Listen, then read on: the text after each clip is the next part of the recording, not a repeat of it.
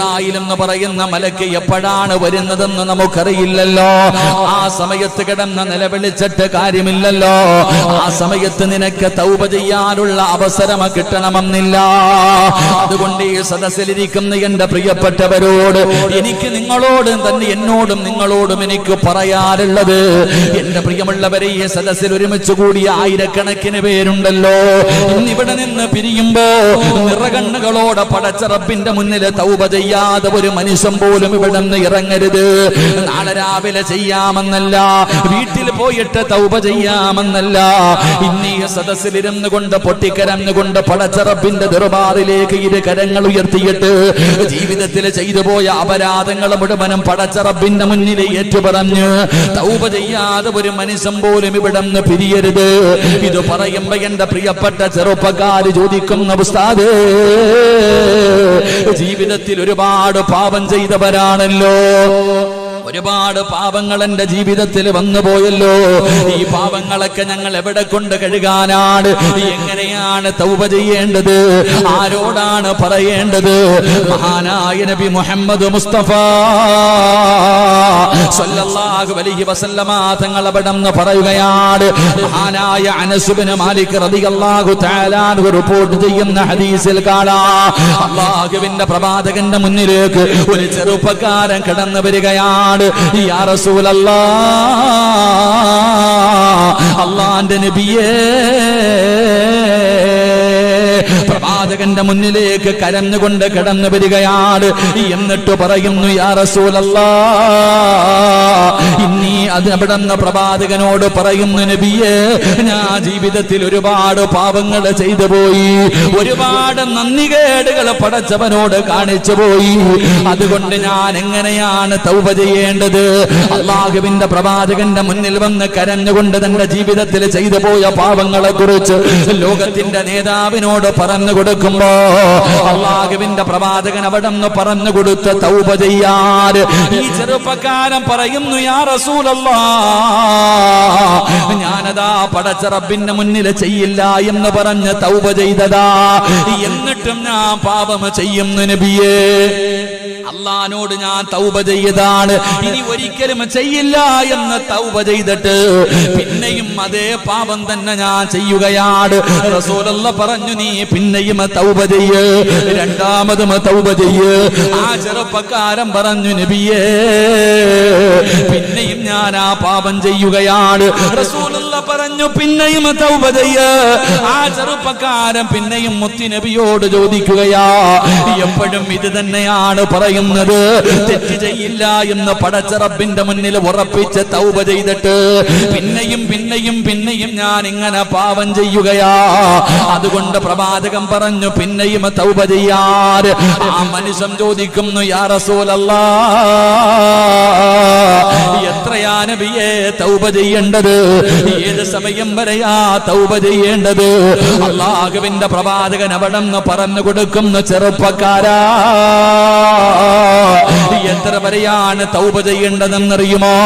എടാ, ഒരു തെറ്റ് ചെയ്തതിന്റെ പേരില് അല്ലാഹുവിന്റെ മുന്നിൽ പോയിട്ട് തൗബ ചെയ്തു, പടച്ചവനെ പറ്റിപ്പോയി തമ്പുരാന്, കള്ള് കുടിച്ചു പോയി തമ്പുരാന്, വിചരിച്ചു പോയി തമ്പുരാന്, പലിശ തിന്നു പോയി പടച്ചവര്, അല്ലാഹുവേ നിസ്കരിക്കാതെ തോന്നിവാസിയെ പോലെ ജീവിച്ചു പടച്ചവര്, എന്റെ ജീവിതത്തിൽ ഒരുപാട് പാപങ്ങൾ ചെയ്തു പോയി, ഇനി ചെയ്യില്ല തമ്പുരാന് എന്ന് പറഞ്ഞ് ഇന്ന് രാത്രി തൗബ ചെയ്തിട്ട് നാളെ അതേ പാപം തന്നെ നീ ചെയ്താ നാളെ വൈകുന്നേരം നീ തൗബ ചെയ്യണേ.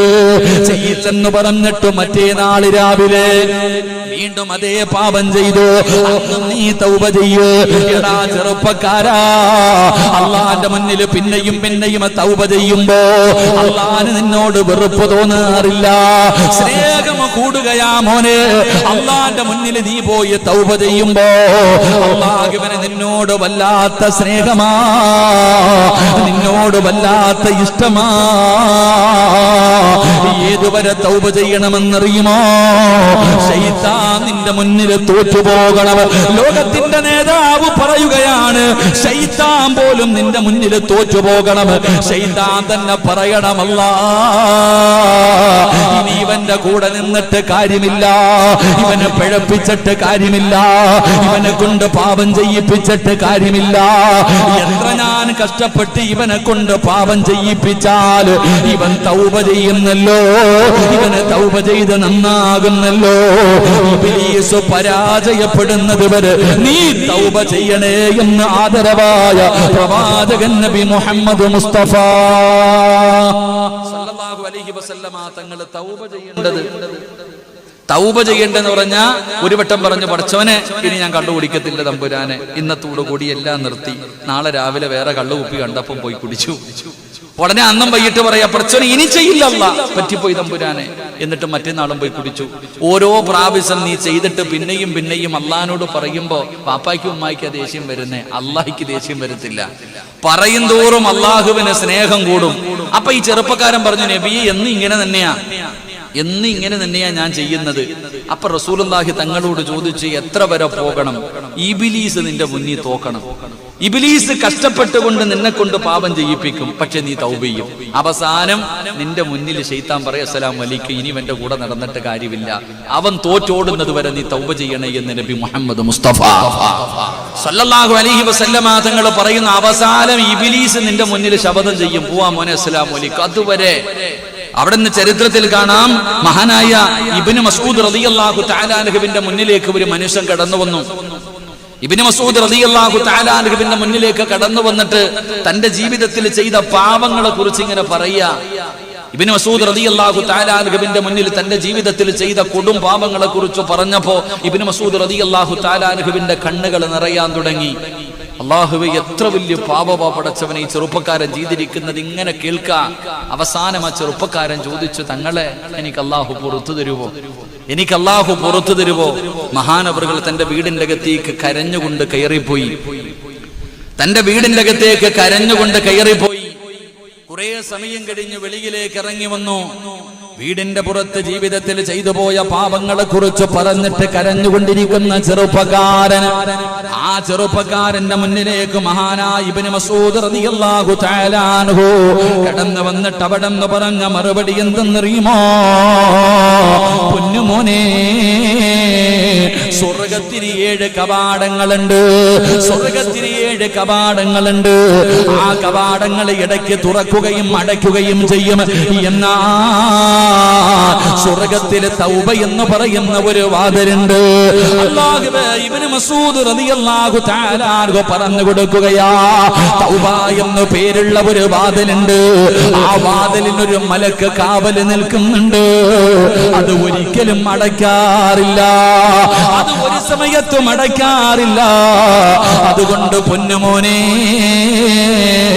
നീ എത്ര വലിയ പാപം ചെയ്തവനാണെങ്കിലും പടച്ച റബ്ബിന്റെ മുന്നിൽ പൊട്ടിക്കരഞ്ഞുകൊണ്ട് ഏറ്റുപറയാൻ തയ്യാറാകണമെന്ന് മഹാനായ ഇബ്നു മസ്ഊദ് റളിയല്ലാഹു തആല അൻഹു പറയുമ്പോ, ഈ സദസ്സിൽ നിരന്നിരിക്കുന്ന എന്റെ പ്രിയപ്പെട്ടവരോട്, കള്ളു കുടിച്ചവനാണോ, വ്യഭിചരിച്ചവനാണോ, പലിശ തിന്നവനാണോ, നിസ്കരിക്കാത്തവനാണോ, ഭാര്യ വഞ്ചിച്ചവനാണോ, ഭർത്താവിനെ ചതിച്ചവനാണോ, കാമുകന്റെ കൂടെ കറങ്ങിയവളാണോ, പൊന്നുമക്കളെ, എത്ര വലിയ പാപം ചെയ്താലും നീ ഭയപ്പെടണ്ട.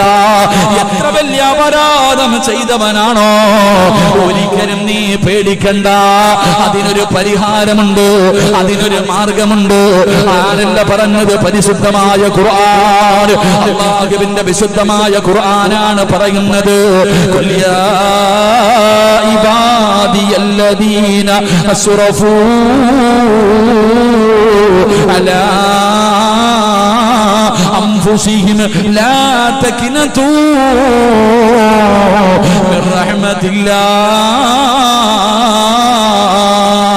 ഇത് പറയുന്നത് അല്ലാഹുവാ, ഇത് പറയുന്നത് അല്ലാഹുവാ. നബിയെ പറഞ്ഞു കൊടുക്ക്, നബിയെ അങ്ങയുടെ ദാസന്മാരോട് പറഞ്ഞു കൊടുക്ക്. അവര് കള്ളു കുടിച്ചവരാണോ, അവര് വ്യഭിചരിച്ചവരാണോ, അവര് പലിശ തിന്നവരാണോ, അവരെത്ര വലിയ പാപം ചെയ്തവരാണെങ്കിലും എന്നോടൊന്ന് പറയാ പറ നബിയേ, എന്നോടൊന്ന് പറയാ പറ നബിയേ. ഞാൻ ഗഫൂറല്ലേ നബിയേ, ഞാൻ റഹീമല്ലേ നബിയേ. അതുകൊണ്ട് ഈ സദസ്സിൽ ഒരുമിച്ച് കൂടിയവരോട് പറയുകയാ, ഇവിടെ തൗബ ചെയ്യാനുള്ള മജ്ലിസാണ്. ഇന്ന് പടച്ചറപ്പിന്റെ മുന്നില് ഈ നൂറുകണക്കിന് ആൾക്കാരുടെ മുന്നിൽ നിന്നുകൊണ്ട് അല്ലാഹുവിന്റെ റഹ്മത്തിന്റെ മാലാകമാരെ കാവൽ നിർത്തിയിട്ട് ഈ ദുനിയാവിലെ സ്വർഗ്ഗത്തിലിരുന്നു കൊണ്ട് പടച്ചറപ്പിന്റെ ഭവനത്തിന്റെ മുന്നിലിരുന്ന് ആലിമീങ്ങളും ഹാഫിളീങ്ങളും സയ്യിദന്മാർ, ഹജ്ജ് ചെയ്തവരും ഉംറ ചെയ്തവരും ഹാഫിളീങ്ങളും ഒരുപാട് പേരുടെ ജനങ്ങളുടെ നടുവിലിരുന്നിട്ട് അള്ളാന്റെ മുന്നിലൊന്ന് പൊട്ടിക്കരഞ്ഞുകൊണ്ട് തൗബ ചെയ്യാൻ കഴിയുമോ? ഒരാൾ പോലും തൗബ ചെയ്യാതെ ഇവിടുന്ന് പിരിയില്ലേ. ഇവിടുന്ന് ഒരാൾ പോലും ഇന്ന് ജീവിതത്തിൽ ചെയ്തു കൂട്ടിയത് മുഴുവനും ഈ സ്വർഗത്തിന്റെ പണ്ണിൽ കുടിച്ചു മൂടിയിട്ട് അല്ലാതെ ഇവിടുന്ന് പിരിയരുത്. അല്ലാഹുവേ, തൗബ ചെയ്തു മടങ്ങാൻ ഞങ്ങൾക്ക് ഭാഗ്യം തരണേ. എന്റെ പ്രിയമുള്ള സഹോദരങ്ങളെ, മുഅ്മിനീങ്ങളെ, എങ്ങനെയാണ് തൗബ ചെയ്യേണ്ടത്? മനോഹരമായ ഒരു ചരിത്രം പറയാ, നിങ്ങൾക്ക് പഠിക്കുന്നതിന് വേണ്ടി ഒരു ഉദാഹരണം പറയാ. മഹാനായ കലീമുല്ലാഹി മൂസാ നബി അലൈഹിസ്സലാം, മഹാനായ കലീമുല്ലാഹി മൂസാ നബി അലൈഹിസ്സലാം, മൂസാ നബി അലൈഹിസ്സലാമിന്റെ കാലഘട്ടത്തില് പടച്ചവനെ മഴയില്ല, വെള്ളമില്ല, വല്ലാത്ത ക്ഷാമമാണ്, മനുഷ്യന് കുടിക്കാൻ വെള്ളമില്ല, നാൽക്കാലികൾക്കില്ല. പടച്ചവനെ വല്ലാത്ത വെള്ളത്തിന്റെ ക്ഷാമം വന്നപ്പോ എല്ലാവരും കൂടെ മഹാനായ കലീമുല്ലാഹി മൂസാ നബി അലൈഹിസ്സലാം മൂസാ നബിയുടെ മുന്നിലേക്ക് കടന്നു വരികയാണ്. മൂസാ നബിയുടെ മുന്നിലേക്ക് കടന്നു വരികയാണ്. എന്നിട്ട് പറയുന്നു, മൂസ നബിയേ, മഴയില്ലാതെ വല്ലാതെ പ്രയാസപ്പെടുകയാണ്, കുടിക്കാൻ വെള്ളമില്ല നബിയേ, ജനങ്ങളും മൃഗങ്ങൾ പോലും വല്ലാത്ത പ്രയാസമാണ്. അതുകൊണ്ട് അവിടെ നിന്ന് ദുആ ചെയ്യണം, അവിടെ നിന്ന് ദുആ ചെയ്യണം.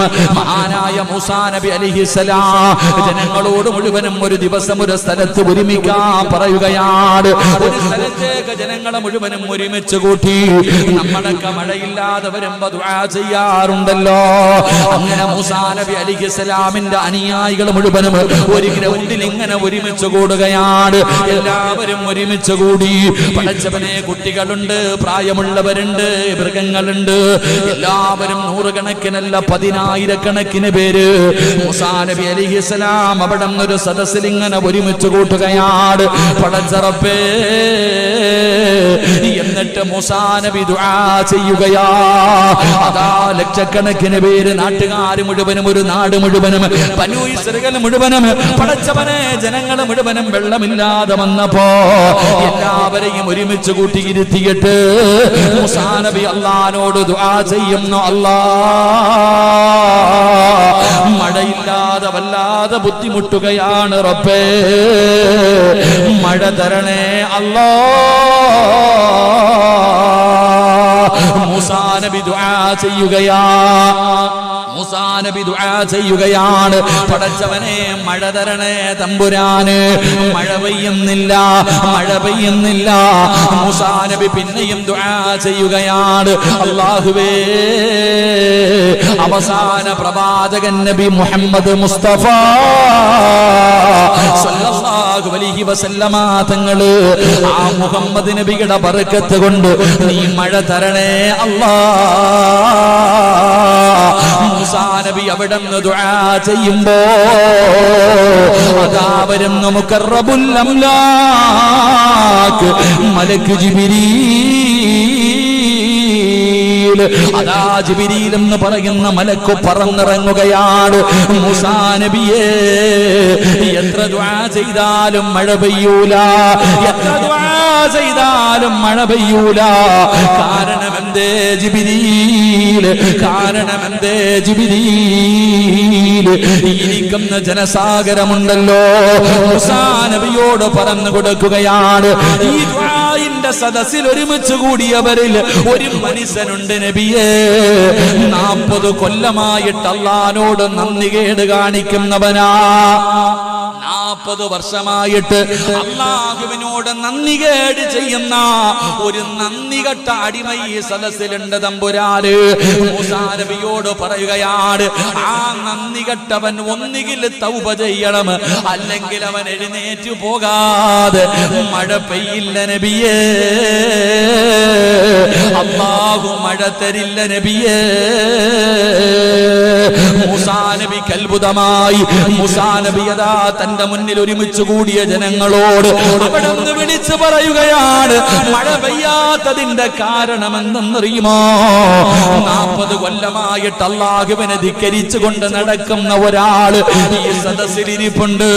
അവൻ എഴുന്നേറ്റ് പോകാതെ മഴ പെയ്യില്ല എന്ന് മൂസാ നബി അവിടെ നിന്ന് പറഞ്ഞു കൊടുക്കുമ്പോ പടച്ചവനെ ജനങ്ങൾ മുഴുവനും പരസ്പരം അങ്ങോട്ടും ഇങ്ങോട്ടും നോക്കുകയാണ്. മൂസാ നബി അലൈഹിസ്സലാം അല്ലാഹുവിനോട് ദുആ ചെയ്തു. ജനസാഗരം ഇങ്ങനെ ഇരിക്കേണ്ട, പ്രായമുള്ളവർ, കൊച്ചുകുട്ടികൾ, ഗർഭിണികൾ എല്ലാരെയും ഒരുമിച്ച് കൂട്ടി ഇരുത്തിയിട്ട് അല്ലാഹുവിനോട് ദുആ ചെയ്തു, പടച്ചവനെ മഴ താ അല്ലാഹ്, മഴ പെയ്യണില്ല.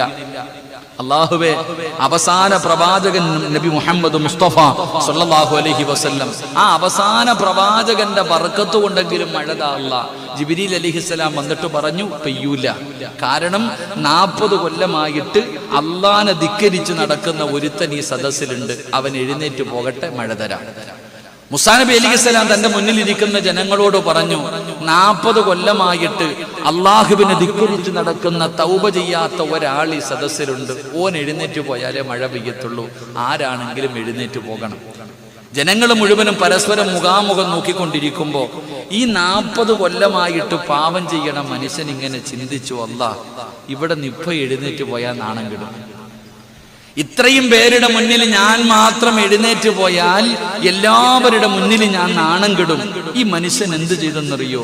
അല്ലാഹുവേ, മുഖം ഇങ്ങനെ താഴ്ത്തി പിടിച്ചിട്ട് പതുക്കെ ഇങ്ങനെ റബ്ബിനോട് പറഞ്ഞു, അല്ലാഹ് ഇത്രയും കാലം ഞാൻ ചെയ്തത് മുഴുവനും പാപമാ, ഈ 40 കൊല്ലം ഞാൻ നിന്നോട് ചെയ്തത് മുഴുവനും പടച്ചവനെ ഞാൻ പാപം ചെയ്തവനാ, ഞാൻ അംഗീകരിക്കുന്നു പടച്ചവനെ, എന്നെ നീ നാണം കെടുത്തരുത്, എന്നെ നീ നാണം കെടുത്തരുത്. ഇൻഷാ അല്ലാഹ് ഇന്നു മുതൽ ഞാൻ നന്നാകും പടച്ചവനെ. ഒരൊറ്റ വാക്ക്. ഈ മനുഷ്യൻ ഇങ്ങനെ മുഖം താഴ്ത്തി വെച്ചിട്ട് അള്ളാഹുവിനോട് സ്വകാര്യം പറയുക, സമാധാനത്തോടെ പറയാ, പടച്ചവനെ 40 കൊല്ലം ചെയ്തത് മുഴുവനും ഞാൻ അംഗീകരിച്ചു പടച്ചവനെ, ഇനി ഞാൻ ചെയ്യില്ല അല്ലാഹ്, ഇനി ഞാൻ ചെയ്യില്ല അല്ലാഹ്, എന്നെ നീ നാണം കെടുത്തല്ലേ പടച്ചവനെ. പറഞ്ഞു തീരേണ്ട താമസം ആകാശത്ത് നിന്നും മഴത്തുള്ളികൾ പെയ്തിറങ്ങുകയാ, ആകാശത്ത് നിന്നും മഴത്തുള്ളികൾ പെയ്തിറങ്ങുകയാ. മൂസാ നബി അലൈഹിസ്സലാമിന് അത്ഭുതമായി. ആരും എഴുന്നേറ്റ് പോയതുമില്ല, ദുആയും ചെയ്തില്ല, മഴ പെയ്തു. എങ്ങനെ? മൂസാ നബിക്ക് വല്ലാത്ത അത്ഭുതം. പടച്ചവനെ, ആരും ഈ സദസ്സിൽ നിന്ന് എഴുന്നേറ്റ് പോയില്ല. ഞാനാണെങ്കിലും മഴതാ എന്ന് പറഞ്ഞ് രണ്ടാമത് അല്ലാഹുവോട് ദുആ ചെയ്തതുമില്ല, പക്ഷെ മഴ പെയ്തു. എങ്ങനെ? മുഖറബുൽ അംലാഖു മലക്ക് ജിബ്രീൽ അലൈഹിസ്സലാം എന്ന് പറഞ്ഞു കൊടുത്തു, നബിയെ, ആ അടിമ തൗബ ചെയ്തു, അവന്റെ തൗബ കാരണമാ മഴ പെയ്തേ.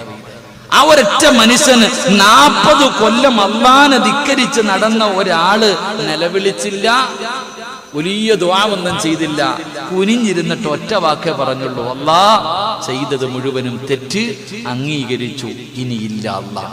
ഒരൊറ്റ ഇഖ്ലാസോട് കൂടിയുള്ള ഒറ്റ ഒരു തൗബ, ആ മനുഷ്യന്റെ തൗബ അല്ലാഹു സ്വീകരിച്ചു.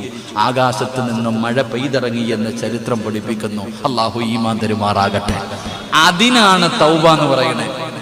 അതിനാണ് നിഷ്കളങ്കമായ തൗബ, ഇഖ്ലാസോടുകൂടിയുള്ള തൗബ. അല്ലാതെ അല്ലാഹ് പുറത്ത് അസ്തഗ്ഫിറുല്ലാ എന്ത് അസ്തഗ്ഫിറുല്ലാ? സത്യത്തിൽ എന്റെ പൊന്നാര ചങ്ങാതിമാരെ, ഈ അസ്തഗ്ഫിറുല്ലാ എന്ന് പറഞ്ഞത് തസ്ബീഹ് ഇങ്ങനെ കൂട്ടാനുള്ളതല്ല, ചുമ്മാതെ ഇരുന്നിട്ട് അസ്തഗ്ഫിറുല്ലാ ഇങ്ങനെ അടിക്കാനുള്ളതല്ല. ഈ അസ്തഗ്ഫിറുല്ലാ എന്ന് പറയുന്നത് ഒരു തൗബയാ. ഒരു മനുഷ്യൻ എത്ര വലിയ പാപം ചെയ്തവനാണെങ്കിലും മനസ്സറിഞ്ഞിട്ട് ഒരു അസ്തഗ്ഫിറുല്ലാ പറഞ്ഞാൽ മതി. മനസ്സറിഞ്ഞിട്ട്. എന്റെ പ്രിയപ്പെട്ട സഹോദരങ്ങളെ, ചരിത്രം കാണുകയാണ്. ഒരു അസ്തഗ്ഫിറുല്ലാ നിസാരമായിട്ട് ആണുങ്ങളും പെണ്ണുങ്ങളും ഇങ്ങനെ നിസാരമായി പള്ളിക്ക് ഇങ്ങനെ തള്ളിക്കളയാറുണ്ട്, പറഞ്ഞു കളയാറുണ്ട്. എന്റെ പ്രിയപ്പെട്ടവരെ, മഹാനായ ഹസൻ ബസരി തങ്ങള് വഅദ് പറഞ്ഞുകൊണ്ടിരിക്കുക. ഹസൻ ബസരി തങ്ങൾ ഇങ്ങനെ വഅദ് പറഞ്ഞുകൊണ്ടിരിക്കുക. ഇങ്ങനെ വഅദ് പറഞ്ഞുകൊണ്ടിരിക്കുമ്പോ അസ്തഗ്ഫിറുല്ലായെ കുറിച്ചാ പറയണേ. അസ്തഗ്ഫിറുല്ലാഹയെ കുറിച്ച് ഇങ്ങനെ പ്രസംഗിച്ചു കൊണ്ടിരിക്കുമ്പോ ആ നാട്ടിലെ ഏറ്റവും വൃത്തികെട്ടവൻ വഅദ് കേൾക്കാൻ വന്നു. എല്ലാവർക്കും അറിയാം, ആ നാട്ടിലെ ഏറ്റവും വലിയ കള്ളുകുടിയൻ, ഏറ്റവും വലിയ മോശക്കാരനായ മനുഷ്യൻ സദസ്സിലേക്ക് കയറി വരുന്നത് കണ്ടപ്പോഴേ ആൾക്കാരൊക്കെ അങ്ങോട്ടും ഇങ്ങോട്ടും നോക്കാൻ തുടങ്ങി. അല്ലാ, ഇവനും വരുന്ന പടച്ചവനെ വഅദ് കേൾക്കാൻ. ഈ റമളാൻ മാസത്തില് പള്ളി കയറാത്ത ആൾക്കാർ പള്ളി നിസ്കരിക്കാൻ വരുമ്പോ ചിലര് ചോദിക്കും, അളിയ നീയും പള്ളിക്കകത്ത് കയറിയവിടാന്ന് ചോദിക്കാറുണ്ട്. സത്യത്തിൽ അങ്ങനെ ചോദിക്കാൻ പാടില്ല എന്നാ, കാരണം ആ വന്നവൻ വന്ന വഴിയെ തന്നെ തിരിച്ചു പോകും. അല്ലാഹു കാത്തുരക്ഷിക്കുമാറാകട്ടെ. എടാ, നീയും പള്ളിക്കകത്ത് കയറിയോ? എത്ര ദിവസത്തേക്കാണെന്ന്? അങ്ങനല്ല, ഈ മനുഷ്യൻ കയറി വരുന്നത് കണ്ടപ്പോഴേ എല്ലാരും അങ്ങോട്ടും ഇങ്ങോട്ടും നോക്കാൻ തുടങ്ങി. ഈ മനുഷ്യൻ നേരെ കയറി വന്നിട്ട് ഇങ്ങനെ അങ്ങോട്ട് ഇരുന്നു. അപ്പൊ മഹാനായ ഹസൻ ബസ്രി റളിയല്ലാഹു തആല അൻഹു മഹാനവറുകൾ പറയുകയാ, ജീവിതത്തിൽ എത്ര വലിയ പാപം ചെയ്താലും ഒരു അസ്തഗ്ഫിറുല്ലാ പറഞ്ഞാൽ മതി, അള്ളാഹു അവന്റെ പാപം പൊറുക്കും. ഈ മനുഷ്യൻ എഴുന്നേറ്റ് നിന്നിട്ട് ചോദിച്ചു, എന്റെ പാപം പൊറുക്കുമെന്ന്. ഞാനൊരു അസ്തഗ്ഫിറുല്ലാ പറഞ്ഞാൽ എന്റെ പാപം പൊറുക്കോ? എടാ, നീ അല്ലടാ, നിന്നെപ്പോലെ 100 എണ്ണത്തിന്റെ പാപം വേണമെങ്കിൽ അള്ളാഹു പൊറുക്കും. ചരിത്രം പറയുകയാ, ആ മനുഷ്യനൊന്ന് ടെസ്റ്റ് ചെയ്ത് നോക്കി. ആ മനുഷ്യന് കുനിഞ്ഞങ്ങിട്ടിരുന്നു. ആ സദസ്സിലിരുന്നു കൊണ്ട് കണ്ണ് നിറഞ്ഞുകൊണ്ട് അള്ളാഹുവിനോട് പറഞ്ഞു, പടച്ചവനെ, ഇത്രയും കാലം ഞാൻ ചെയ്തത് മുഴുവനും പാപമാ. അസ്തഗ്ഫിറുല്ലാഹൽ അലീം, നീ എനിക്ക് പുറത്തു തരണേ തമ്പുരാനെ. ആരും കേട്ടില്ല. ഈ മനുഷ്യൻ അവിടെ ഇരുന്നു കൊണ്ട് ഒരേ ഒരു കാര്യം പറഞ്ഞു, അല്ലാഹുവേ, ഈ മനുഷ്യൻ പറയുന്നു അസ്തഗ്ഫിറുല്ലാ എന്നൊരു മനുഷ്യൻ ഇഖ്ലാസോടുകൂടി പറഞ്ഞാൽ അവന്റെ ജീവിതത്തിൽ ചെയ്ത പാപം മുഴുവനും അല്ലാഹു പുറത്തു കൊടുക്കുമെന്ന് ഞാൻ ഈ മനുഷ്യൻ പറയുന്നത് വിശ്വസിക്കുന്നു പടച്ചവനെ. അസ്തഗ്ഫിറുല്ലാഹൽ അലീം, ഇനി ഒരിക്കലും ഞാൻ ചെയ്യില്ല തമ്പുരാനെ. എന്നിട്ട് ഈ മനുഷ്യൻ പറഞ്ഞു, എന്റെ തൗബ നീ സ്വീകരിച്ചെങ്കിൽ 3 അടയാളം എനിക്ക് കാണിച്ചു തരണം. വെറുതെ ഓസിന് പറ്റൂല. ഈ മനുഷ്യൻ എന്തേ പറഞ്ഞത്? അല്ലാഹുവേ പടച്ചവനെ, എന്റെ തൗബ നീ സ്വീകരിച്ചെങ്കിൽ എനിക്ക് 3 അടയാളം കാണിച്ചു തരണം. 1, നീ എനിക്ക് ഇൽമു പഠിപ്പിച്ചു തരണം. ഒന്നാമതായിട്ട് പറഞ്ഞത്, എനിക്ക് ഇൽമു പഠിപ്പിച്ചു തരണം, നിന്റെ ഇൽമു, അറിവ്. 2, പടച്ചവനെ, ഏറ്റവും മനോഹരമായ ശബ്ദം എനിക്ക് തരണം. വല്ലാത്ത കണ്ടീഷനാ വെച്ചത്. ഒന്നാമത്തെ കണ്ടീഷൻ പറഞ്ഞു, എനിക്ക് ആലിമാകണം പടച്ചവനെ. 1, എനിക്ക് അറിവ് തരണം. 2, അല്ലാഹുവേ, ഏറ്റവും മനോഹരമായ ശബ്ദം എനിക്ക് വേണം. 3, എനിക്ക് ജോലിക്ക് പോകാനൊന്നും വയ്യ, തിന്നാനുള്ള ഭക്ഷണം നീ തരണം. അല്ലാഹു ഈമാൻ തരുമാറാകട്ടെ. എന്തേ ചിരിക്കണേ? അല്ലാഹുക്ക് ആകാശത്ത് നിന്ന് മഞ്ഞും സെൽവി ഇറക്കി കൊടുക്കാൻ പറ്റുമെങ്കിൽ പിന്നെ നമുക്ക് എന്ത് തരാൻ പാട്? എന്റെ പ്രിയപ്പെട്ടവരെ, മഹാനായ പ്രവാചകൻ സല്ലല്ലാഹു അലൈഹി വസല്ലം തങ്ങൾ പരിശുദ്ധമായ ഖുർആൻ എടുത്ത് നോക്ക്. നല്ല കാടക്കോഴിയല്ലേ ഉസ്താദേ? ചുട്ട പൊരിച്ച കാടക്കോഴിയും എന്നിട്ട് നല്ല തേനിന്റെ കട്ടയും എവിടെ നിന്നിറങ്ങി വന്നു? ആകാശത്ത് നിന്നിറങ്ങി വന്നു. അത് തിന്നപ്പോഴാ കുത്തള്ള വീത്. ചുമ്മാതെ വീട്ടിൽ ഇരുന്ന് തിന്നുമ്പോഴേ എല്ലിനകത്ത് കയറും, അപ്പോഴാ കുത്തലിളവുക. ഇതുപോലെ തന്നെ അവർക്ക് ഇളകിയത്.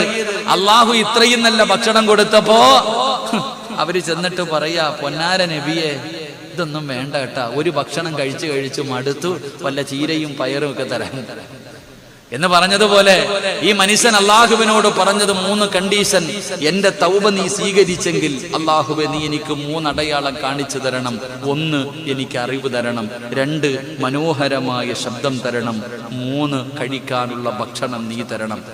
എന്റെ പ്രിയപ്പെട്ട സഹോദരങ്ങളെ, ഈ മനുഷ്യൻ ഇതെല്ലാം പറഞ്ഞു.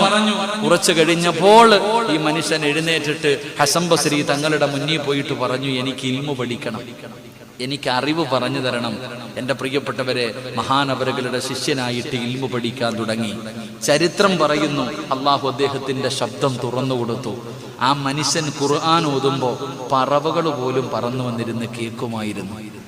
ആ മനുഷ്യനെങ്ങാനും അവിടെ നിന്ന് പരിശുദ്ധമായ ഖുർആൻ പാരായണം ചെയ്യുമ്പോ പറന്നു പോകുന്ന പറവകൾ പോലും വന്നിരുന്നിട്ട് ഇങ്ങനെ കേൾക്കും.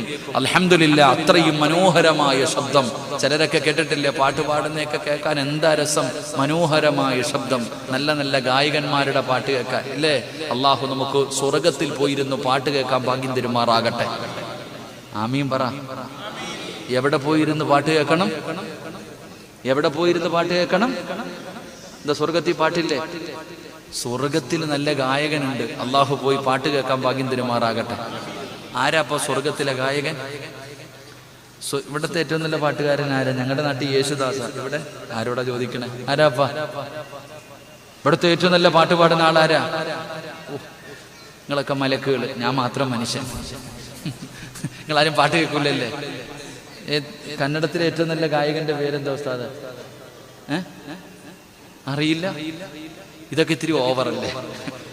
ഇത് നിങ്ങൾക്ക് തന്നെ ഇരിക്കണ സ്ഥലത്തോടെ താന്നു പോകും. ഇങ്ങനെയൊന്നും ഓവറാവരുത്. എന്തിലാവട്ടെ, സ്വർഗത്തിൽ പോയിട്ട് പാട്ട് കേൾക്കണം. അള്ളാഹു ഭാഗ്യം തരുമാറാകട്ടെ. സ്വർഗത്തിൽ പാട്ട് പാടുന്നതാരാ? സ്വർഗത്തിൽ പാട്ട് പാടുന്നതാരാ? അള്ളാഹുവിന്റെ പ്രവാചകന്മാർ 1,24,000-ൽ പരം വരുന്ന പ്രവാചകന്മാരിൽ ഏറ്റവും മനോഹരമായ ശബ്ദം മഹാനായ ദാവൂദ് നബി അലൈഹിസ്സലാം. ഏറ്റവും മനോഹരമായ ശബ്ദം, വല്ലാത്ത ശബ്ദമാ. അള്ളാഹു വല്ലാത്ത ശബ്ദം കൊടുത്തു. ദാവൂദ് നബി അലൈഹിസ്സലാം സബൂർ എന്ന് പറയുന്ന തന്റെ കിതാബ് വായിക്കുമ്പോ പടച്ചവനെ പറവകൾ പറന്നു വന്നിരിക്കും. സിംഹവും കടുവയും വന്യമൃഗങ്ങൾ പോലും അനുസരണയോടുകൂടി വന്നിരുന്ന് കേൾക്കുമായിരുന്നു എന്ന് ചരിത്രം പഠിപ്പിക്കുകയാ. ഈ ദാവൂദ് നബിയെ നാളെ സ്വർഗത്തിൽ പാട്ട് പാടുന്നത്. അള്ളാഹു കേൾക്കാൻ ഭാഗ്യം തരുമാറാകട്ടെ. കേൾക്കണ്ടേ? കേൾക്കണോ? കേൾക്കണമെങ്കിൽ രാത്രി കിടക്കുമ്പോ ഹെഡ്സെറ്റ് ചെവിക്കകത്ത് കയറ്റി വെച്ചിട്ട് നല്ല പാട്ട് ഇട്ടുകൊണ്ട് കിടന്നാ കേൾക്കാം. ഇവിടെ ഇങ്ങനെ കിടന്നാ കേൾക്കാം. ഇവിടെ നമ്മളെങ്ങനാ രാത്രി കിടക്കുമ്പോ 2 എണ്ണം കൂടെ ചെവിക്കകത്ത് കയറ്റി വെച്ചിട്ട് ഇടി. എന്താ ഇടിയില്ലേ? ഇടി നിന്റെ നെഞ്ചത്തിടിക്കുന്ന ആളെ നരകത്തിൽ മലക്കുകൾ. അള്ളാഹു കാത്തുരക്ഷിക്കുമാറാകട്ടെ. അള്ളാഹു കാത്തുരക്ഷിക്കുമാറാകട്ടെ. അപ്പൊ ഈ മനുഷ്യൻ, ഈ അസ്തഗ്ഫിറുള്ള പറഞ്ഞ മനുഷ്യൻ അങ്ങോട്ട് ഖുർആൻ പാരായണം ചെയ്താൽ അള്ളാഹുവെ പറവകൾ പോലും വന്നിരുന്ന് കേൾക്കും. അത്രയും മനോഹരമായ ശബ്ദം അള്ളാഹു തുറന്നു കൊടുത്തു. 3, രാവിലെ ഉറക്കത്തിൽ നിന്ന് എഴുന്നേറ്റ് വീടിന്റെ വാതിൽ തുറക്കുമ്പോ ഭക്ഷണം ഉണ്ടാകും. അതിനകത്ത് എഴുതിയിട്ടുണ്ടാകും ഇത് ഹലാല.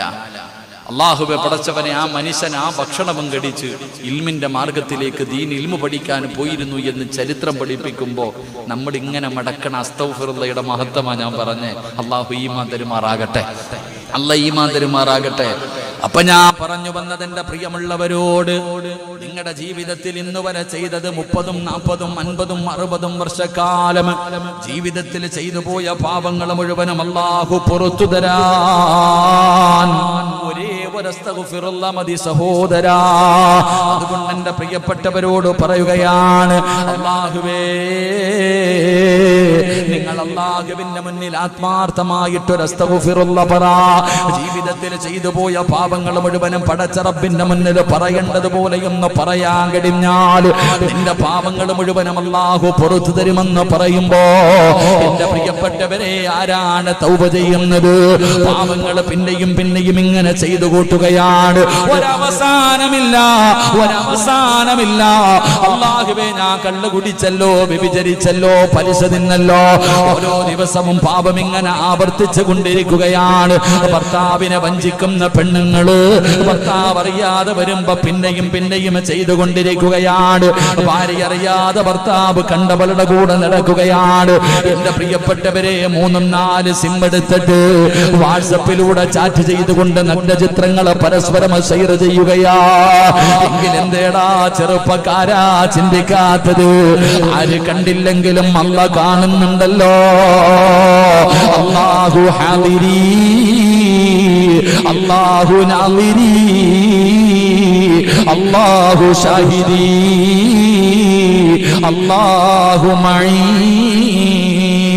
ഇത് വെറുതെ പറയുന്നതല്ല. കണ്ണു കുടിക്കുന്ന ചെറുപ്പക്കാരാ, ആരും കാണാതെ കാമുകനെ വീട്ടിലേക്ക് വിളിച്ചു കയറ്റുന്ന പെങ്ങളെ, കാമുകന്റെ ബൈക്കിന്റെ പുറകിൽ ഫർദ ഇട്ടുകൊണ്ട് തലയിൽ അതാ ഹെലിമറ്റും എടുത്ത് വെച്ചുകൊണ്ട് കറങ്ങുന്ന പെങ്ങളെ, ആര് കണ്ടില്ലെങ്കിലും അല്ലാഹ് കാണുന്നുണ്ടല്ലോ. അല്ലാഹു സാക്ഷിയാണല്ലോ. നാളെ പടച്ച റബ്ബിന്റെ മുന്നിൽ അതിനെക്കുറിച്ച് മറുപടി പറയണമല്ലോ.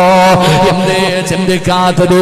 ചിരിച്ചും കളിച്ചും ആസ്വദിച്ചു കൊണ്ടിങ്ങനെ ജീവിച്ചാ പോരാ.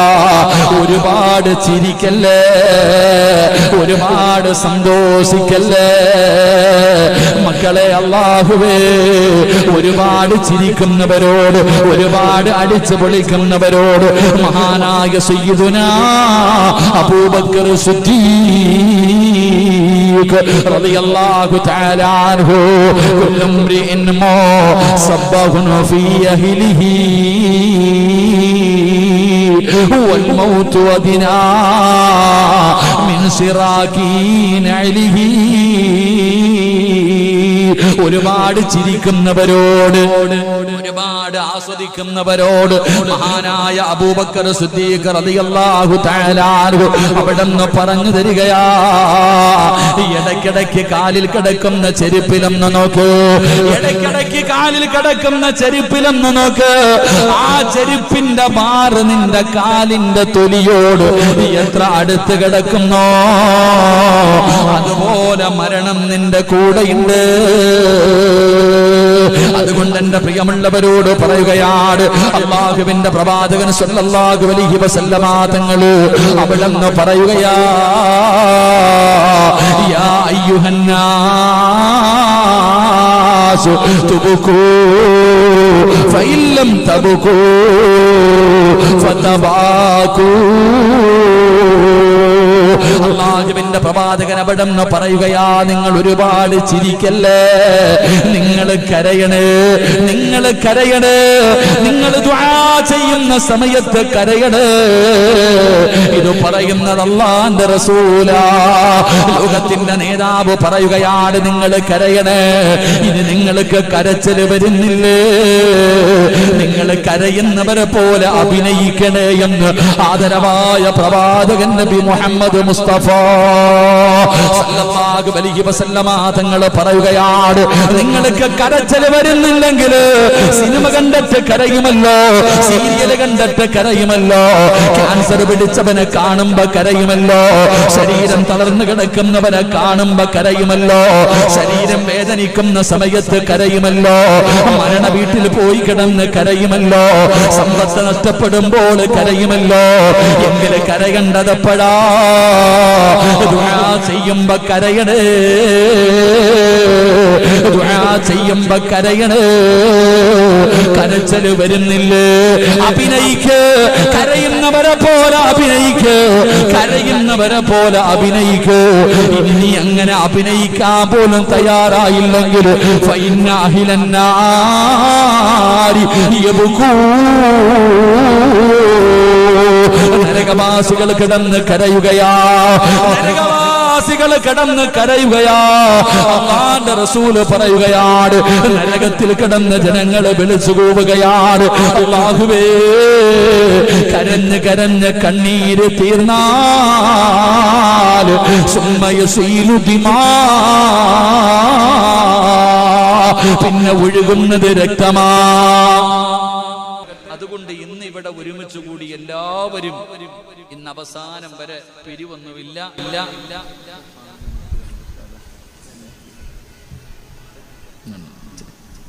ഇന്നിവിടെ നിന്ന് പിരിയുമ്പോ അള്ളാഹുടെ മുന്നിൽ തൗബ ചെയ്തിട്ട് സ്വർഗത്തിന്റെ അവകാശിയെ പോലെ ഈ പോകണ വഴി മരിച്ച സ്വർഗം കിട്ടണം. ആ അവസ്ഥയിൽ വേണം പിരിയാൻ. അള്ളാഹു ഭാഗ്യം തരുമാറാകട്ടെ, അള്ളാഹു ഭാഗ്യം തരുമാറാകട്ടെ. തൗബ ചെയ്യാമെന്ന് നിയ്യത്ത് ചെയ്യുന്നവര് കൈവക്കിക്ക്. അരക്കയ്യന്മാരെ ഒന്നും അള്ളാഹ് അവിടെ കയറ്റത്തില്ല, വേണമെങ്കിൽ പൊക്കിക്കോ. അൽഹംദുലില്ലാ, അള്ളാഹു നമ്മുടെ തൗബ സ്വീകരിക്കുമാറാകട്ടെ, അള്ളാഹു തൗബ സ്വീകരിക്കുമാറാകട്ടെ. എന്തേ പ്രതിഫലം എന്ന് കേൾക്കോ? പലർക്കും കൈവക്കാൻ മടി, പലർക്കും കൈവക്കാൻ മടി. എന്നാൽ ഈ കൈപൊക്കിയവർക്ക് അള്ളാഹു തരുന്ന പ്രതിഫലം അറിയോ?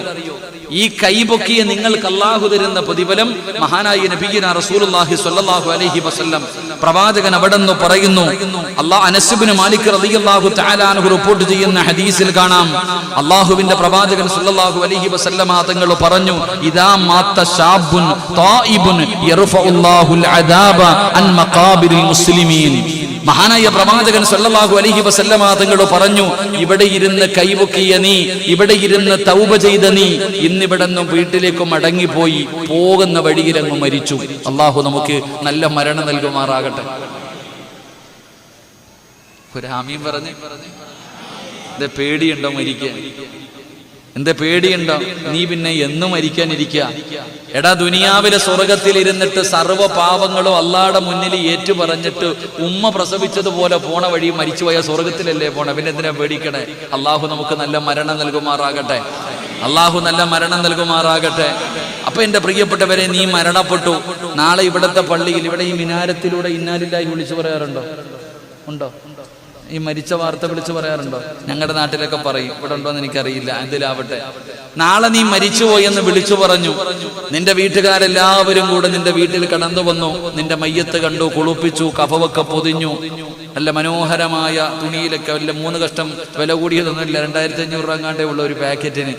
ഈ തുണി അങ്ങോട്ട് വാങ്ങിയിട്ട് നിന്നെ നല്ലതുപോലെ പൊതിഞ്ഞു 3 കെട്ടുകൾ വലിച്ചു കെട്ടി, 3 കെട്ടുകൾ നല്ലതുപോലെ ഇങ്ങനെ ഇറക്കി കെട്ടി ഒളിപ്പിച്ചു കൊണ്ടുവന്ന് കിടത്തിയിട്ട് എല്ലാവരും മഹാനായ തഴവ ഉസ്താദ് ആ രംഗം മനോഹരമായി പറയുന്നുണ്ട്.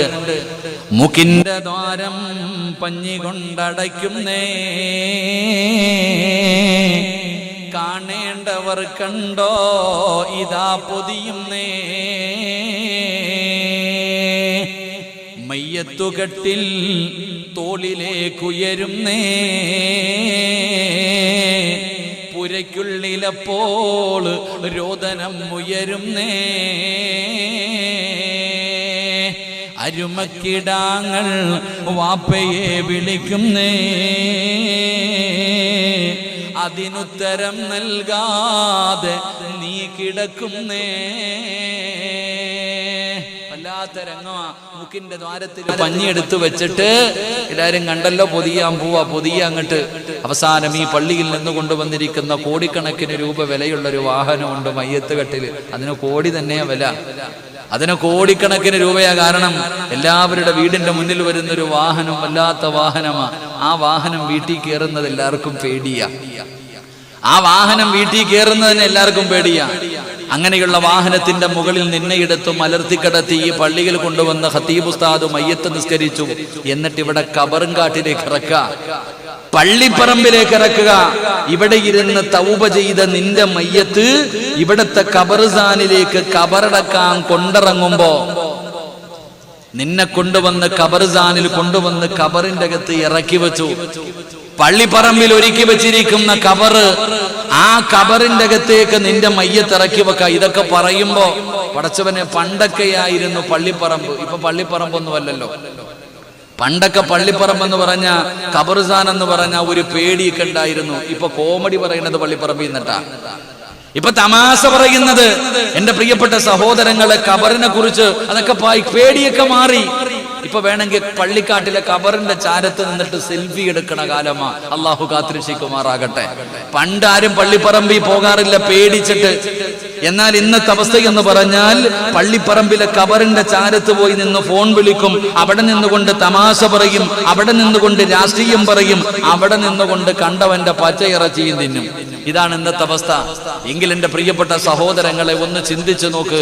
മഹാനായ ആദരവായ പ്രവാചകൻ നബി മുഹമ്മദ് മുസ്തഫ സല്ലല്ലാഹു അലൈഹി വസല്ലമ തങ്ങളുടെ മുന്നിലേക്ക് മഹാനായ അബൂദർ റളിയല്ലാഹു തആല അൻഹു റസൂലുള്ളാഹി തങ്ങളുടെ മുന്നിൽ വന്നിട്ട് പറഞ്ഞു, നബിയെ, ഒന്ന് നന്നാകാൻ എന്തെങ്കിലും ഒരു വഴി പറഞ്ഞതാ. ഉസ്താദിന്റെ അടുക്ക വന്നിട്ട് ചെറുപ്പക്കാര് ചോദിക്കാറുണ്ട്, ഉസ്താദ് നന്നാവാമല്ല ദുആയുണ്ടോ? നന്നാകാനുള്ള എന്തെങ്കിലും ഒരു വഴിയുണ്ടോ? ഒരു വഴിയുണ്ടടാ ചെറുപ്പക്കാരാ. എത്ര വലിയ മുതുകുടിയനെയും നന്നാക്കാൻ ഒറ്റ വഴിയേ ഉള്ളൂ. നന്നാകാനുള്ള ഒരു എളുപ്പവഴി ഞാൻ പറയാം.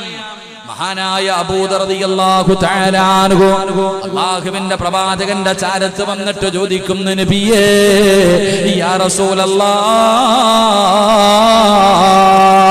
അല്ലാഹുവിന്റെ പ്രവാചകരെ, നന്നാകണം നബിയേ, എന്തെങ്കിലും ഒരു വഴി പറഞ്ഞു തരാ പ്രവാചകനോട് പറയുമ്പോ അല്ലാഹുവിന്റെ റസൂൽ പറഞ്ഞു, സുനിൽ ഖുബൂർ, പള്ളിപ്പറമ്പിൽ പോകാനാ പറഞ്ഞത്. എടാ ചെറുപ്പക്കാരാ, എടാ നിനക്ക് നന്നാകണമെന്ന് ആഗ്രഹമുണ്ടോ പൊന്നുമോനെ? ഇവിടത്തെ ഖബർസാനിൽ നാളെ എപ്പോഴെങ്കിലും സമയം കിട്ടുമ്പോ ഇവിടത്തെ പള്ളിപ്പറമ്പിലേക്കൊന്ന് കടന്നു പോകു മോനെ. ഒരുപാട് പേരവിടെ കിടപ്പുണ്ട്, പ്രായമുള്ളവര് കിടക്കുന്നുണ്ട്, ചെറുപ്പക്കാര് കിടക്കുന്നുണ്ട്, ഒരുപാട് സുന്ദരികളും സുന്ദരന്മാരും കിടക്കുന്നുണ്ട്. ആ പള്ളിപ്പറമ്പിൽ കുറച്ചു നേരം ഒന്ന് പോയി നിക്കടാ, നിന്റെ ജീവിതത്തിൽ മാറ്റം വരുമെന്ന് നബി മുഹമ്മദ് മുസ്തഫ സല്ലല്ലാഹു അലൈഹി വസല്ലമ തങ്ങളെ പറയുമ്പോ, എന്നതാ നിന്നെ പോലെ ദുനിയാവിന്റെ തുലിക്കുകളിൽ സ്വപ്നങ്ങളും മോഹങ്ങളും പ്രതീക്ഷകളുമായി ജീവിച്ചിരുന്ന ഒരു മനുഷ്യനെ കൊണ്ടുപോയ പള്ളിപ്പറമ്പിൽ ഒരു ചെറിയ കുടിക്കകത്ത് ഇറക്കി മലർത്തി കിടത്തിയിട്ട് അവിടെ നിന്നുകൊണ്ട് ആ മനുഷ്യന്റെ നെഞ്ചിന്റെ മുകളിലേക്ക് പിടിമണ്ണ് വാരിയിടുമ്പോ അവിടെ നിന്നുകൊണ്ട് തമാശ പറയുന്നവരെ, അവിടെ നിന്നുകൊണ്ട് ചിരിക്കുന്നവരെ, എങ്ങനെ കഴിയുന്ന പൊന്നുമോനെ? വാപ്പാ നിനക്കെങ്ങനെ കഴിയുന്നു? പള്ളിപ്പറമ്പിൽ പോയി നിന്നുകൊണ്ട് നിനക്ക് തമാശ പറയാ, അവിടെ പോയി നിന്നുകൊണ്ട് സംസാരിക്കാൻ എങ്ങനെയാണ് നിനക്ക് കഴിയുന്നത്? മഹാനായ സയ്യിദുനാ ഉസ്മാൻ ബിൻ അഫ്ഫാൻ റളിയല്ലാഹു തആല അൻഹു, എന്റെ പ്രിയപ്പെട്ടവരെ, ജന്നത്തുൽ ബഖിയുടെ മധ്യസ്ഥാനത്ത് കിടക്കുന്ന ഉസ്മാൻ തങ്ങള് ഖബറിനെ കുറിച്ച് പറഞ്ഞു കഴിഞ്ഞാൽ, ഖബർ കണ്ടു കഴിഞ്ഞാൽ തന്റെ താടി രോമത്തിലൂടെ കണ്ണുനീരിങ്ങനെ ഒഴുകുകയാണ്, കണ്ണിലൂടെ കണ്ണുനീരിങ്ങനെ ഒഴുകുകയാ. സ്വഹാബികൾ പോലും ചോദിക്കുന്ന ഉസ്മാൻ തങ്ങള്, നരകം പറയുമ്പോ ഇതുപോലെ കരയാറില്ലല്ലോ, പരലോകം പറയുമ്പോ ഇതുപോലെ കരയാറില്ലല്ലോ, സിറാത്തിനെ കുറിച്ച് പറയുമ്പോൾ ഇതുപോലെ കരയാറില്ലല്ലോ, മരണത്തെ കുറിച്ച് പറയുമ്പോ ഇതുപോലെ കരയാറില്ലല്ലോ, ഖബറിനെ കുറിച്ച് പറഞ്ഞു കഴിഞ്ഞാൽ എന്തിനാ തങ്ങളെ ഇങ്ങനെ കരയുന്നത്? അവിടെന്ന് മഹാനായ ഉസ്മാൻ റളിയല്ലാഹു തആല അൻഹു അവിടെന്ന് പറഞ്ഞ മറുപടി എന്തെന്നറിയുമോ? സഹാബാ, അൽ ഖബറു അവ്വലു മൻസിലിൻ മിൻ മനാസിലിൽ ആഖിറ. പള്ളിപ്പറമ്പില് രക്ഷപ്പെട്ട് കഴിഞ്ഞ ബാക്കിയുള്ള സ്ഥലങ്ങൾ മുഴുവനും രക്ഷപ്പെട്ടു സ്വഹാബാ. പള്ളിപ്പറമ്പിലല്ലേ രക്ഷപ്പെടേണ്ടത്? അതുകൊണ്ട് ചെറുപ്പക്കാരാ, ചിരിക്കല്ലേടാ, തമാശ പറയല്ലേടാ, രാഷ്ട്രീയം പറയല്ലേ, കുടുംബകാര്യം പറയേണ്ട സ്ഥലമല്ല പള്ളിപ്പറമ്പ്. ഖബറെന്നു കേട്ടാൽ തൽക്ഷണം ഞെട്ടേണ്ടതാ, കണ്ടാലുടൻ വാ വിട്ടു നീ കരയേണ്ടതാ. മേടയ്ക്കു പകരം മളമാ സുബ്ഹാനാ, റബ്ബിയതിൽ കിടക്കേണ്ടതാ നസുമാനാ. ഇതൊക്കെ ചിന്തിച്ചോ നീ കരയുക സോദരാ, എങ്കിൽ സുറൂറായി നീ കിടക്കും മറുകരാ. ഖബറിനെ കുറിച്ച് പള്ളിയിലെ ഉസ്താദന്മാര് വാഴ്ന്നു പറഞ്ഞു കഴിഞ്ഞ പേടിക്കണമടാ ചെറുപ്പക്കാരാ, ഖബറിനെ കുറിച്ച് പറയുന്നത് പേടിക്കണം പൊന്നുമോര്. ഖബർ കണ്ടാ കരയട്, ഖബർ കണ്ടാ കരയട് മോനെ. പള്ളിപ്പറമ്പിലെ ഖബർ കണ്ടു കഴിഞ്ഞാൽ അല്ലാഹുവേ, ഒരു ദിവസം ഞാനും ഇവിടെ വന്ന് കിടക്കണ്ടവനാ. എന്തിനാ? നിന്നെ കൊണ്ട് തന്നെ അല്ലാഹു നിന്റെ വാപ്പാനെ ഖബറടക്കിപ്പിച്ചത്. സ്വന്തം വാപ്പയെ കൊണ്ട് തന്നെ മക്കളുടെ മയ്യത്ത് ഖബറടപ്പിക്കുന്നത് എന്തിനാടാ ചെറുപ്പക്കാരാ? പള്ളിപ്പറമ്പിൽ ഒരു മനുഷ്യന്റെ മയ്യത്ത് ഖബറിനകത്ത് ഇറക്കി വെച്ചിട്ട് ഒരു പിടി മണ്ണുവാരിയിട്ട് എന്തിനാ ഇടാൻ പറഞ്ഞത്? മണ്ണുവാരി ഇടുമല്ലോ. ഖലഖനാകും വഫീഹാ നുഈദുകും വമിൻഹാ നുഖ്രിജുകും താറത്തൻ ഉഖ്റാ. ഇന്ന് പിടിമണ്ണ് വാരിയിടാ പറഞ്ഞത് എന്തിനാടാ? സ്വന്തം വാപ്പാടെ മയ്യത്ത് പള്ളിപ്പറമ്പിലെ ഖബറിന്റെ അകത്ത് ഇറക്കി വെച്ചിട്ട് അവസാനം അവിടെ നിന്ന് വെള്ളമൊടിച്ച് ദുആയും ചെയ്ത് കഴിഞ്ഞിട്ട് അവസാനം പിരിയുമ്പോ പറയുന്നത് എന്താ? അസ്സലാമു അലൈക്കും യാ ദാറ ഖൗമുൽ മുഅ്മിനീൻ വ ഇന്നാ ഇൻഷാ അല്ലാഹു ബികും ലാഹിഖൂൻ. അതിന്റെ എങ്ങാണം അർത്ഥം അറിഞ്ഞിരുന്നെങ്കിൽ ഒരുപാട് അറിവൊന്നും വേണ്ട, ഒരുപാട് വാഴ്തുകളൊന്നും വേണ്ട. ആ പള്ളിപ്പറമ്പിലെ പിതാവിന്റെ ഖബറിന്റെ ചാരത്ത് നിന്ന് പിരിയുമ്പോ ആ ഉമ്മയുടെയും വാപ്പയുടെയും ഖബറിന്റെ ചാരത്ത് നിന്നിട്ട് നീ പറയുന്ന ഒരു ദുആഇന്റെ അർത്ഥമെങ്ങാണം അറിഞ്ഞിരുന്നെങ്കിൽ മോനെ, അതാടാ ഏറ്റവും വലിയ വാഴ്ത്, അതാടാ ഏറ്റവും വലിയ പ്രഭാഷണം. സിറാജ് 2 മണിക്കൂർ കിടന്ന് പ്രസംഗിക്കുന്ന പ്രസംഗം വേണ്ട. അതുകൊണ്ട് എന്റെ പ്രിയപ്പെട്ടവരോട് പറയുകയാ, മോനെ, ആ പള്ളിപ്പറമ്പ് പേടിക്കണ്ട സ്ഥലമാ. മഹാനായ സയ്യിദുനാ അലി ഇബ്നു അബീ ത്വാലിബ് റളിയല്ലാഹു തആല അൻഹു തങ്ങൾ പറയുകയാ, 6 സ്ഥലങ്ങളിൽ സംസാരിക്കല്ലേ, 6 സ്ഥലങ്ങളിൽ സംസാരിക്കരുത്. ദുനിയാവിന്റെ കാര്യം പറയരുത്, ദുനിയാവിന്റെ കാര്യം പറയരുത്. ഈ 6 സ്ഥലങ്ങളിൽ മനുഷ്യരെ കാണുമ്പോ കുടുംബകാര്യം ചോദിക്കല്ലേ, വിശേഷം ചോദിക്കല്ലേ, സാമ്പത്തികം ചോദിക്കല്ലേ, രാഷ്ട്രീയം പറയല്ലേ, സുഖവിവരം അന്വേഷിക്കല്ലേ. ഈ 6 സ്ഥലങ്ങളിൽ ആരെങ്കിലും ദുനിയാവിന്റെ കാര്യം പറഞ്ഞ 40 കൊല്ലം ചെയ്ത അമല് പോയി മോനെ. 40 വർഷം നീ ചെയ്ത അമലുണ്ടല്ലോ, നീ നോമ്പ് പിടിച്ചതും നിസ്കരിച്ചതും ഖുർആൻ ഓതിയതും സദഖ കൊടുക്കുന്നതും ദിക്റ് പറയുന്നതും സ്വലാത്ത് പറഞ്ഞതും തഹജ്ജുദ് നിസ്കരിച്ചതും ജീവിതത്തിൽ ചെയ്ത സൽക്കർമ്മങ്ങൾ പൊളിഞ്ഞു പോകുമെന്ന് മഹാനായ സയ്യിദുനാ അലി ഇബ്നു അബീ ത്വാലിബ് റളിയല്ലാഹു തആല 6 സ്ഥലങ്ങളിൽ സംസാരിക്കരുത്. 6 സ്ഥലങ്ങളിൽ ഒരാളെ കാണുന്ന സമയം മക്കളൊക്കെ സുഖമായിട്ടിരിക്കുന്നുണ്ടോ, കല്യാണമൊക്കെ കഴിഞ്ഞോ, ഇത് ചോദിക്കാനുള്ള സ്ഥലമല്ലത്. 6 സ്ഥലങ്ങളിൽ വെച്ച് കാണുമ്പോ പരസ്പരം ദുനിയാവിന്റെ കാര്യം സംസാരിച്ചു കഴിഞ്ഞാൽ 40 കൊല്ലം 40 കൊല്ലമാണെന്നുകൊണ്ട് 40 ദിവസം നമുക്ക് 40 ദിവസം പിടിക്കാം. 40 ദിവസം ചെയ്ത അമലുകൾ പൊളിഞ്ഞു പോകും. അള്ളാഹു നമ്മളെ കാത്തിരക്ഷിക്കുമാറാകട്ടെ, അള്ളാഹു നമ്മളെ കാത്തിരക്ഷിക്കുമാറാകട്ടെ. അതിലെ ഒരു സ്ഥലം പള്ളിപ്പറമ്പിലെ കബറ. അളിയ സുഖമാണോ അളിയ? പെണ്ണുപിള്ള പ്രസവിച്ചോ അളിയ? എവിടെ വെച്ചാ ചോദിക്കണേ? പള്ളിപ്പറമ്പിൽ നിന്നുകൊണ്ട്, പള്ളിപ്പറമ്പിൽ നിന്നുകൊണ്ടാ ചോദിക്കണേ കച്ചവടമൊക്കെ എങ്ങനെ ഉണ്ടെന്ന്. അള്ളാഹു അലം. അള്ളാഹു കാത്തിരക്ഷിക്കുമാറാകട്ടെ, അള്ളാഹു കാത്തിരക്ഷിക്കുമാറാകട്ടെ. അപ്പൊ ഞാൻ പറഞ്ഞു വന്നത്, ഈ സദസ്സിൽ ഇരുന്നു കൊണ്ട് ഉസ്താദെ ഞാൻ തൗബ ചെയ്യാമെന്ന് തീരുമാനിച്ച നിന്റെ മയ്യത്ത് കൊണ്ടുപോയി ഖബറിൽ ഇറക്കി വെച്ചു, ഖബറിൽ ഇറക്കി വെച്ചു. എന്നിട്ട് എല്ലാവരും കൂടെ പിടിമണ്ണ് വാരിയിട്ടു. അവസാനം നിന്നെ ഖബറിൽ ഇറക്കി വെച്ചിട്ട് പിരിയുമ്പോ നിനക്ക് കിട്ടുന്ന പ്രതിഫലമല്ല, തൗബ ചെയ്ത മനുഷ്യൻ അള്ളാഹു കൊടുക്കുന്ന പ്രതിഫലമല്ല ഞാൻ പറയുന്നത്. നിന്നെ പള്ളിപ്പറമ്പിലെ ഖബറിൽ ഇറക്കി വെച്ചാൽ നിന്റെ ഖബറിന്റെ ചാരത്ത് കിടക്കുന്ന ഖബറാളികൾക്ക് 40 ദിവസം അള്ളാഹു പുറത്തു കൊടുക്കുമെന്ന് നബി മുഹമ്മദ് മുസ്തഫ സല്ലല്ലാഹു അലൈഹി വസല്ലമ തങ്ങൾ അവിടുന്ന് പറഞ്ഞു തരുന്നു. അവിടുന്ന് പ്രവാചകൻ പറഞ്ഞു, ഇദാ മാത ശാബുൻ തായിബുൻ യർഫഉല്ലാഹുൽ അദാബ അൻ മഖാബിരിൽ മുസ്ലിമീൻ. ഈ തൗബ ചെയ്ത നിന്റെ ജനാസ കൊണ്ടുപോയി ഖബറിൽ ഇറക്കി വെച്ച് കഴിഞ്ഞാൽ ആ പള്ളിപ്പറമ്പിൽ കിടക്കുന്ന അയൽവാസികളുണ്ടല്ലോ, നിന്റെ അയൽവാസികളാണല്ലോ അവിടെ കിടക്കുന്നത്.